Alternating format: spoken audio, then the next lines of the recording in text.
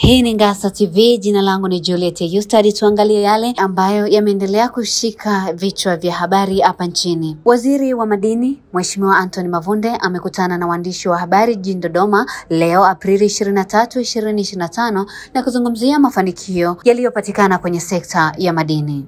Mwenyezi Mungu amejalia nchi yetu rasilimali za kutosha za madini aina mbalimbali, na hata dini ya dimu la Tanzanite linapatikana Tanzania.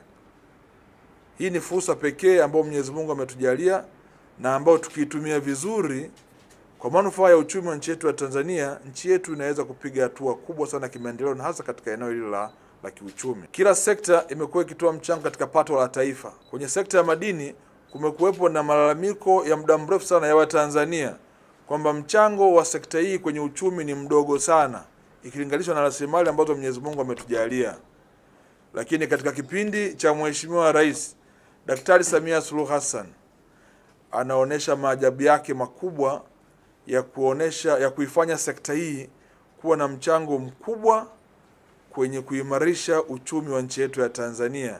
Waziri Mavunde amesema kuwa sekta ya madini ni moja ya sekta ambazo zimekuwa na mchango mkubwa kwenye kukuza uchumi na kutatua matatizo mengi ya kimsingi nchini, ambapo sekta hiyo imepiga hatua kubwa ya kihistoria kwa kufikia mchango wa 10.1% katika pato la taifa. Juhudi hizi pamoja na maelekezo ya Mheshimiwa Daktari Samia Suluhu Hassan, Rais wa Jamhuri ya Muungano wa Tanzania, sekta ya madini imeweza kukuza mchango wake katika pato la taifa hadi kufikia 10.1% mwaka 2024, mapema kabisa kabla ya mwaka 2025 kama ambavyo iliainishwa kwenye sera ya madini ya mwaka 2009 na kwenye mpango wa maendeleo wa taifa wa miaka mitano 2021 mpaka 2026.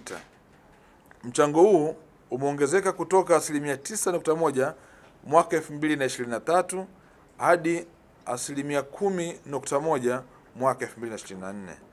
Ni matumaini yangu kuwa kwa kasi ya utendaji na mwenendo huu wa uwekezaji katika sekta, tunaiona sekta hii ikichangia zaidi kwa ukubwa katika uchumi na maendeleo ya nchi yetu ya Tanzania. Katika hatua nyingine, Waziri Mavunde ametoa wito kwa wawekezaji kuendelea kuzingatia sheria ya madini na kuhakikishia ushirikiano kutoka katika Wizara ya Madini. Toe rai kwa wawekezaji wote kwenye sekta ya madini kuendelea kuzingatia sheria ya madini sura 123, lakini vile vile Wizara ya Madini itaendelea kuwapa ushirikiano wawekezaji wote wa ndani na nje ya nchi wenye nia ya kufanya uwekezaji wenye tija na kukuza uchumi wa taifa letu kutokana na uvunaji wa rasilimali madini.